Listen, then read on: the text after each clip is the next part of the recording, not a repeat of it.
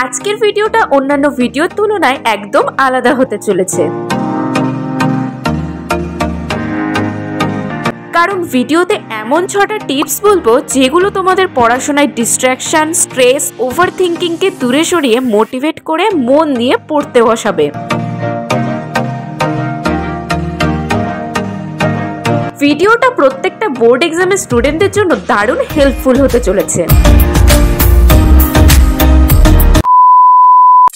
হেই everyone, Radhe Radhe সবাইকে। আজকে একদম এনার্জেটিক ভাবে সকাল 6:30 নাগাদ ঘুম থেকে উঠে পড়েছি, কারণ আজকের সকালের শুরুটা আমি একদম প্রোডাক্টিভ আর এনার্জেটিক রাখবো। মাত্র 1 মাস বা 2 মাস পরই বোর্ড এক্সামের রেজাল্ট বেরিয়ে যাবে। তখন যদি তুমি কম নাম্বার পাও, যেমন 40 থেকে 45%, তাহলে তোমার ফ্যামিলি মেম্বার অনেক দুঃখ পাবে। কিন্তু তোমারই পাশের বন্ধুটা যদি তোমার থেকে বেশি নাম্বার পায়, 80 থেকে 95%, তাহলে তাদের ফ্যামিলির লোক কিন্তু প্রত্যেককেই গর্ববোধ করবে আর অনেক খুশি হবে। এইবার তোমাদেরকে আমি 30 সেকেন্ড সময় দেব দুটো অপশন থেকে একটা বেছে নেওয়ার জন্য। অপশন হচ্ছে তুমি কি চাও, কান্নাকাটি করে স্ট্রেস নিয়ে এক্সামে ফেল করতে, নাকি বিনা স্ট্রেসে আনন্দের সাথে সিলেবাস ফুলফিল করে ক্লাসের টপার হতে, বা প্রত্যেকটা এক্সামে 85 থেকে 95% মার্কস আনতে।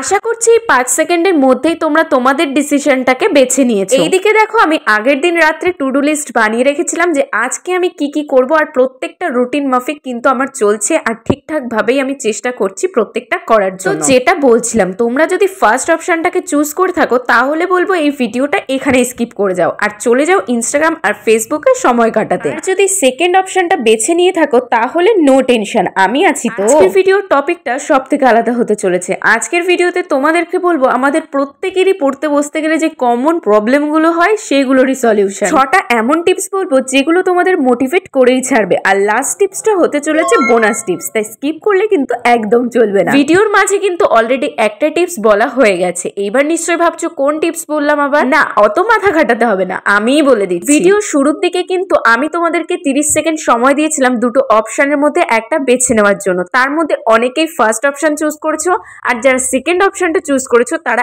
এখনো আশা করি ভিডিওটা দেখছো মন দিয়ে। আমাদের জীবনে কিন্তু প্রতিটা পদক্ষেপ নেওয়ার ক্ষেত্রে সঠিক ডিসিশন নেওয়াটা একদম জরুরি। সায়েন্টিফিক ভাবে আমরা যদি 30 সেকেন্ডের মধ্যে আমাদের সঠিক ডিসিশনটা নিয়ে ফেলি, তাহলে সেই কাজটা কমপ্লিট হওয়ার প্রবণতা 90% বেশি বেড়ে যায়। যেমন আজকে আমি ভেবেছি সকাল 6:30টায় উঠবো। আমি যদি ভাবতাম না আর 10 মিনিট ঘুমিয়ে, তাহলে কিন্তু আজকের প্রত্যেকটা কাজেই আমার 10 মিনিট করে লেট হয়ে যেত। কিন্তু আমি ডিসিশন নিয়েছিলাম 30 সেকেন্ডের মধ্যে যে না, আজকে আমি সকাল 6:30টায় উঠেই ছাড়বো।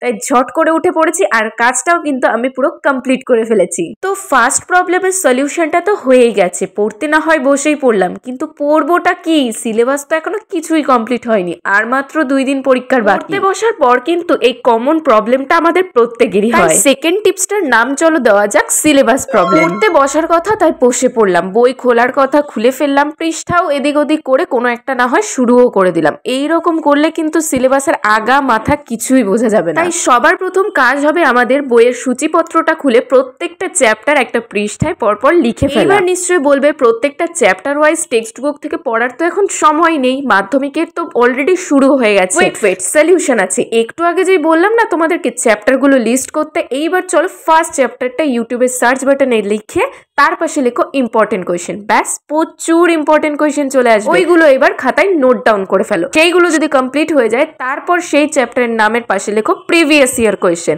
প্রিভিয়াস ইয়ার কোয়েশ্চেন করলে কি হয় জানো তো, প্রায় 70 থেকে 80%ই কমন পাওয়া যায়। টেক্সট বুক ধরে ধরে এখন পড়ার কোনো দরকার নেই, জাস্ট এইগুলোই করো না, তোমাদের আমি গ্যারান্টি দিতে পারি যে পুরো কমন পাওয়া যাবে। কি পড়বো, কোথা থেকে শুরু করব, সেটা তো সলিউশন আমি দিয়েই দিলাম, কিন্তু কতক্ষণ পড়বো, কত ঘন্টা বই নিয়ে বসলে সব থেকে ভালো মার্ক পাওয়া যাবে, সেটাই চলো তাহলে বলি। আমাদের বাবা মা কি বলে, 24 ঘন্টা নাকি বই পড়তে। সেটা কি আদৌ সম্ভব? না, সেটা কিন্তু পসিবল না। সায়েন্টিফিক ভাবে আমাদের প্রথম 1 ঘন্টার মধ্যেই কিন্তু ব্রেনে লোড নেওয়া পসিবল। হ্যাঁ, তারপর কি পড়া যায় না? অবশ্যই যায়। সেইগুলো মনে রাখার ক্ষমতা কিন্তু অনেকটাই কমে যায় প্রথম 1 ঘন্টা। তাই পড়ার পর আমাদের স্টাডি রুটিনে সবসময় 10 থেকে 15 মিনিটের একটা ব্রেক নিতে হবে, কিন্তু সেই ব্রেকটা যেন 1 ঘন্টা বা 2 ঘন্টা না হয়, তাহলে সেই পড়ার কিন্তু কোনো মানে থাকবে না। তাই 1 ঘন্টা পড়বো আর 15 মিনিটের ব্রেক নেব, আবার তারপর 1 ঘন্টা পড়বো আর 15 মিনিটের ব্রেক নেব। সেই ব্রেকে কিন্তু আমরা ফোন ঘাটাঘাটি করবো না। সেই ব্রেকে কি করব, বাইরে ঘোরাঘুরি করব বা আদার্স কন্টিনিউয়াস কোনো কাজ করব, চা খাবো বা যে কোনো কিছু করতে পারি। এইবার যে টপিকটা বলবো সেই টপিকটা আশা করি সবাই রিলেট করতে পারবে। Subject problem. হ্যাঁ, এই প্রবলেমে তো আমি এখনো পর্যন্ত ভুগি। মাধ্যমিকের সময় তো ম্যাথ আর ফিজিক্স দেখলে ভয়তেই পড়তাম না, সবসময় ইগনোর করে চলতাম। এইটারও কিন্তু একটা দারুণ সলিউশন আছে। যেই বইটা তুমি ভয় পাচ্ছ, টাফ লাগছে, সেই বইটা জাস্ট খোলো, খুলে সূচিপত্রের যেই চ্যাপ্টারটা সব থেকে ছোট, হ্যাঁ ছোট এবং সহজ, সেই চ্যাপ্টারটা থেকেই সেই বইটা শুরু করা উচিত। কঠিন সাবজেক্টের সব থেকে সহজ চ্যাপ্টারটা যদি আমরা একবার কমপ্লিট করতে পারি তাহলে আমাদের মাইন্ডে কিন্তু সেট হয়ে যাবে যে পরের চ্যাপ্টারগুলো আরো ভালোভাবে আমরা করতে পারবো। আমি কিন্তু বেসিক্যালি ম্যাথ করার সময় এই টিপসটা ফলো করি। সব থেকে বইয়ের মধ্যে যেই চ্যাপ্টারটা সহজ থাকে আর অনেক কম অঙ্ক থাকে সেইগুলোই কিন্তু আমি ধরি। সেই চ্যাপ্টারগুলো যখন কমপ্লিট করা হয় না, তখন ভেতর থেকে একটা স্যাটিসফ্যাকশন আসে যে না আমি ভাই পারবো প্রত্যেকটা চ্যাপ্টার কমপ্লিট করতে। অলরেডি কিন্তু আমার 4টে টিপস বলা কমপ্লিট হয়ে গেছে। আশা করি তোমাদের প্রত্যেকটা বোর্ড এক্সামের স্টুডেন্টদের জন্য এই টিপসগুলো অনেক বেশি হেল্পফুল হবে। হ্যাঁ, বাকি দুটো টিপস বলছি, তার মাঝখানে একটা বোনাস টিপস বলবো বলেছিলাম, সেই বোনাস টিপসটা বলি। পড়াশোনার ক্ষেত্রে কিন্তু আমাদের ব্রেইনের কাজটা সব থেকে বেশি হয়, তাই ব্রেইনটাকে আমাদের চেষ্টা করতে হবে ঠান্ডা রাখার। আর তার জন্য কি করতে হবে, বেশি বেশি করে জল খেতে হবে, প্রচুর প্রচুর প্রোটিন খেতে হবে। উল্টো পাল্টা কিন্তু খালি পেটে খেলে একদম চলবে না, স্বাস্থ্যের দিকেও আমাদের খেয়াল রাখতে হবে।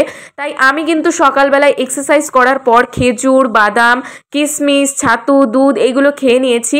তোমরাও চাইলে এটা ফলো করতে পারো। নেক্সট টিপসটা হচ্ছে রিওয়ার্ড ইয়োরসেলফ। এই বিষয়ে আমি আগেরও ভিডিওতে বলেছি, তবু আজকের ভিডিওতে আরেকটু বিস্তারিত বলে দিই। 2 থেকে 3 ঘন্টা কন্টিনিউয়াসলি ব্রেক নিয়ে পড়ার পর কিন্তু আমরা নিজেদেরকে একটা রিওয়ার্ড দিতে পারি, যেটাতে আমাদের মন অনেক খুশি হয়ে যাবে। যেমন ধরো আজকে যদি আমি 4 ঘন্টা কন্টিনিউ পড়ি তাহলে 1 ঘন্টা সময় পাবো ফোন ঘাটার জন্য, অথবা মাঠে ভলিবল, ব্যাডমিন্টন এই সমস্ত খেলার জন্য টাইম দিতে পারি। এই টেকনিকটা ফলো করলে কিন্তু আমাদের পড়ার মাঝখানে যে একঘেয়েমি বা বোরিং লাগা সেগুলো দূর হয়ে যাবে আর এনজয় লাগবে পড়তে গেলে। আমিও কিন্তু অলরেডি নিজে একটা টার্গেট নিয়ে ফেলেছি যে আজকে 3-4 ঘন্টা পড়বো আর এই জেরক্সটা কমপ্লিট করে তারপর নিজেকে একটা রিওয়ার্ড দেবো। আমি কিন্তু খাবার জিনিস রিওয়ার্ড করি বা পেন গিফট করি নিজেকে, তোমরাও এটা চাইলে করতে পারো। আমরা কিন্তু অনেকেই কি করি, পরীক্ষার আগে ভাবি সকালবেলা ঘুম থেকে উঠে একেবারে 10 থেকে 12 ঘন্টা বই পড়বো, 3 থেকে 4টে চ্যাপ্টার একদিনেই কমপ্লিট করে ফেলবো। বাস্তবে কি হয়, কিছুই হয় না।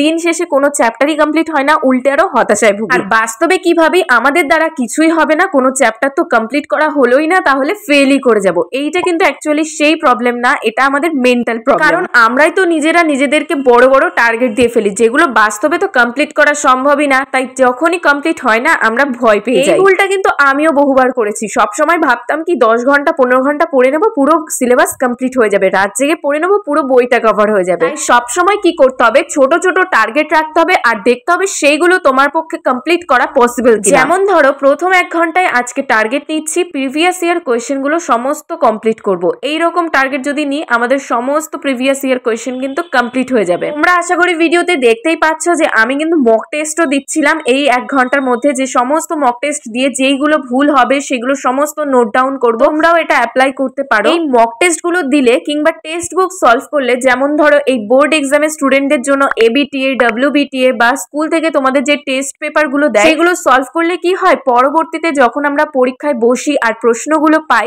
সেই প্রশ্নগুলো দেখে আমাদের ভয়টা কেটে যায় আর সাথে সাথে অ্যান্সার কিন্তু আমরা পেরে যাই। আমি কিন্তু মক টেস্ট দিয়ে বুঝতে পারলাম আমার কিন্তু অনেকটাই এখনো পড়া বাকি, তাই আবারও সেগুলো রিভিশন দেবো। তাহলে আশা করছি আমার 90% কমপ্লিট হয়ে যাবে। তাই আমরা বুঝতেই পারি যে আমাদের কোন কোন জায়গায় এখনো ঘাটতি আছে, কোন কোন চ্যাপ্টার গুলো এখনো তোলা বাকি আছে, সেইগুলো আমরা আবার নতুন করে রিভিশন দিতে পারি। ভিডিওটা আর কিছুদিন আগে দিলে হয়তো ভালো হতো। অলরেডি তো বোর্ড এক্সামের স্টুডেন্টদের 2টো এক্সাম কমপ্লিটও হয়ে গেছে, তো ঠিক আছে, এখনো টাফ এক্সাম গুলো তো বাকি আছে আর 11 আর 12 এর স্টুডেন্টদেরও এক্সাম বাকি আছে। তাই তোমরা কিন্তু এই টিপস গুলো ফলো করে দেখো। চলো ভিডিওটা তো এখানেই শেষ করছি। ভালো লাগলে একটা লাইক করে দিও আর কমেন্টে জানিও কেমন লাগলো আজকের ভিডিওটা। আর চ্যানেলটাকে কিন্তু সাবস্ক্রাইব করতে একদম ভুলো না। তো চলো নেক্সট ভিডিওতে দেখা হচ্ছে, বাই।